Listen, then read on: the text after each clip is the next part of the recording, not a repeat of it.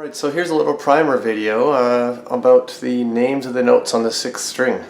I'd like to do some improvisation videos coming up soon, but I figure you may as well have a little bit of knowledge to help you get a little bit more out of those videos. So these can be acting as primers towards the improvisation videos, but it's also an essential skill, I think, on the guitar to know the names of the notes. I mean, when I see someone who knows 100 songs and then I ask, oh, I'm going to play in the key of G and they don't know what I'm talking about.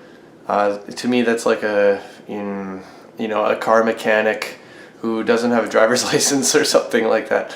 So anyway, it's a good skill to have. Just trust me, we're going to go over just one string in this video quickly. And then if you want to check out more on that side of the knowledge, you can check out the rest of the videos. And if you want to zip over to the improvisation videos, you can get started on them as well. You'll do really well in the first video of the improvisation series if you've gone over this video. So here we go, let's get started. I do have a keyboard here just mostly for visual reference, but otherwise we'll be dealing with the guitar. So here we go, let's have some fun.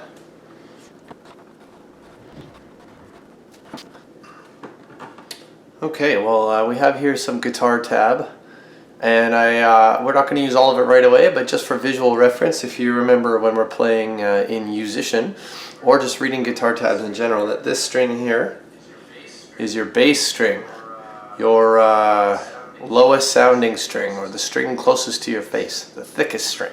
So here we go, I'm going to write some numbers on there, and then we're going to go from there. There we go, excuse my messy writing, but we've got a 0, 1, 3, 5, 7, 8, 10, 12. Okay, so if we were playing this like a song, you could grab your guitar right now and just zip through these notes. If you like, pause the video.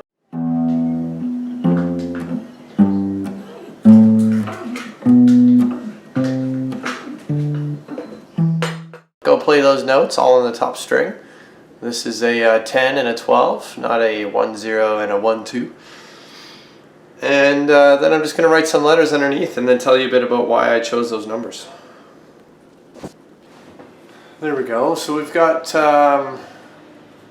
all the letters of the music alphabet here without any of the sharp and flat names that you might have heard about. So what I did when I was learning to get to memorize these notes was to play through those numbers, get that order really down, almost like I'm just playing a riff, just flying through these numbers, one finger even, just one finger all the way up the string is fine for this exercise.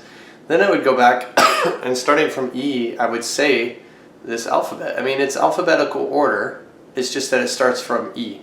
So we're going to go E, F, G, A, B, C, D, E, E, F, G, A, B, C, D, E. Okay, and that's already a good start towards memorizing the notes of the top string. You might also know, just in passing, that the first string on the guitar up here is also the same notes, but for our purposes for now we're just going to deal with this one string. So the reason there's some numbers left out is there are some sharp and flat names that you may have heard of. So for example, if you wanted to play a G sharp, you would just go up a fret, a half step. So that's the number 4 that's missing, is a G sharp. It also could be an A flat. So in between these two, we've got G sharp, also got A flat, and so on. You can do that between every note on the fretboard here. And between F and G, we could have F sharp and G flat. You could have A sharp and B flat. Some names are more common than others in your guitar life. You'll probably hear the word B flat more than A sharp, but it still exists.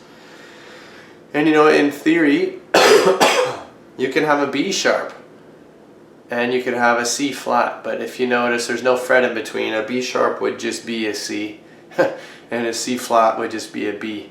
There is a perfectly good reason for that, but it doesn't apply to what we're doing right now, so I'm not going to explain. However, if you look at the piano here, we've got E and F.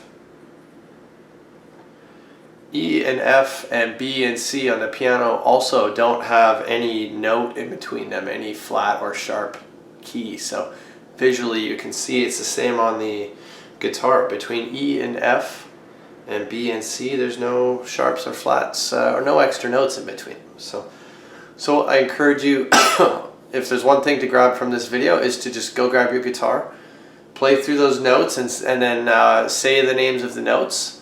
This is the natural scale, as in no sharps or flats.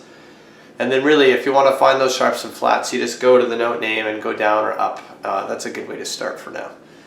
So enjoy playing around with that, and check out the next primer video on the Yousician Jonathan Reichert channel. So thanks for watching, and we'll see you in the next video. Please comment if you have any questions. Okay. E, F, G, A, B, C, D, E. E, F, G, A, B, C, D, E.